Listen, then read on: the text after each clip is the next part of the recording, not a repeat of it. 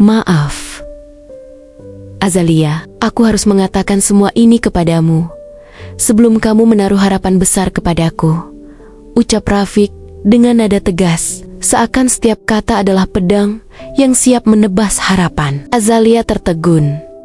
Jemarinya yang tadi menggenggam ujung kerudung kini terasa kaku. Apa maksud Mas Rafiq? Tanya wanita itu dengan suara bergetar. Matanya menatap penuh tanda tanya. Rafiq menarik napas panjang. Ada guratan berat di wajahnya. Azalia, sebenarnya aku sudah memiliki kekasih.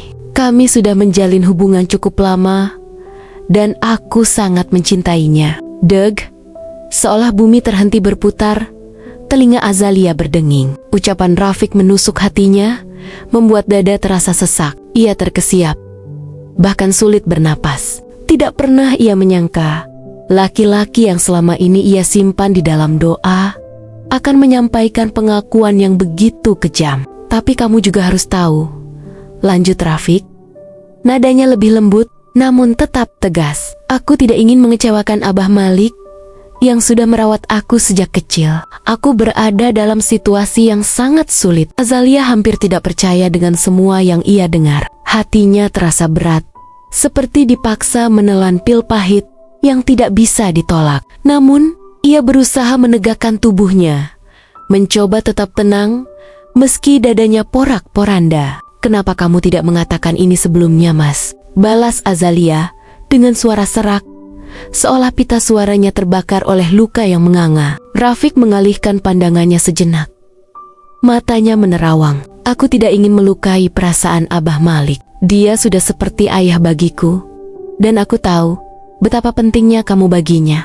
Ia berhenti sejenak, menelan ludah, lalu menambahkan, aku merasa terjebak antara perasaan pribadiku dan rasa hormatku kepada Abah Malik. Keheningan menggantung di udara. Hanya desiran angin yang menyertai, semakin mempertegas sunyi yang menyakitkan. Azalia memejamkan mata sejenak, merenungkan kata-kata Rafiq. Ia bisa merasakan ketulusan di balik pengakuan itu, meski justru menghancurkan hatinya. Situasi ini terasa begitu tidak adil bagi semua, bahkan untuk cinta yang ia yakini selama ini. Akhirnya, dengan suara lirih namun tegas, Azalia berkata, Mas Rafiq, aku menghargai kejujuranmu. Kita harus mencari jalan keluar yang terbaik bagi semua orang tanpa mengorbankan kebahagiaan kita masing-masing. Rafiq menatapnya. Mata itu penuh harap sekaligus cemas. Kamu marah? Azalia menggeleng pelan, meski hatinya menjerit. Tidak, Mas.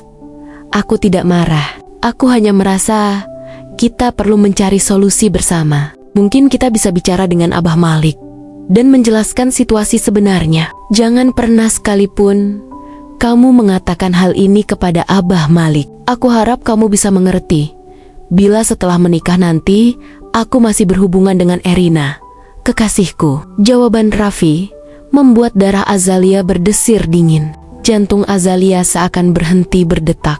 Semua kalimat itu seperti palu godam yang menghancurkan semua fondasi harapannya. Bagaimana mungkin ia menikahi seorang laki-laki yang turang-turangan mengakui masih ingin bersama kekasih lain? Kenapa ia harus menjalani rumah tangga tanpa cinta hanya demi menjaga nama baik di hadapan seorang ayah yang ia hormati? Apakah Mas Rafiq serius dengan semua ucapan ini? Mas tidak sedang bercanda, bukan? Azalia mencoba mencari celah harapan, meski samar. Rafiq mendongak, menatap lurus dengan sorot dingin. Aku tidak pernah main-main, Azalia. Seketika ingatan Azalia kembali ke masa lalu. Rafiq pernah mengucapkan kalimat yang sama saat ia masih sering menanyakan keseriusan hati pria tersebut. Bedanya, dulu kalimat itu menenangkan, kini justru menggores luka paling dalam. Air mata menumpuk di pelupuk mata Azalia, namun ia menahan sekuat tenaga. Ia tidak ingin terlihat rapuh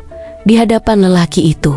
Apakah Mas Rafiq tidak ingat jika 3 tahun yang lalu kamu berjanji akan menikahiku di saat usiaku tepat 22 tahun? Akhirnya keluar juga pertanyaan yang selama ini Azalia pendam. Alis Rafiq terangkat. Azalia, apa maksudmu? Bahkan kita baru bertemu hari ini. Mengapa kamu menanyakan hal seperti itu? Mana mungkin. Aku ingat sesuatu yang tak pernah aku lakukan. Nada suaranya meninggi.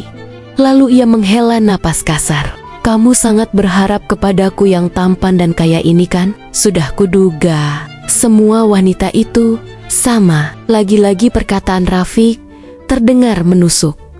Bahkan lebih dalam daripada pisau. Azalia terpaku. Wajahnya memucat. Rafiq bahkan mengalihkan pandangan seolah jijik melihatnya. Mas, jaga ucapanmu, seru Azalia. Suaranya bergetar antara marah dan terluka. Aku tidak serendah itu. Rafiq mengangkat dagunya, sorot matanya tajam. Jadi menurutmu, aku yang salah, Azalia? Azalia menunduk, menggeleng, lemah. Tidak, Mas. Mas Rafiq tidak salah. Maafkan aku. Sepertinya aku salah orang. Mungkin orang itu hanya mirip dengan wajah Mas Rafiq. Rafiq mendecak, lalu berkata dingin, baguslah kalau begitu. Kamu tidak perlu membatalkan pernikahan ini.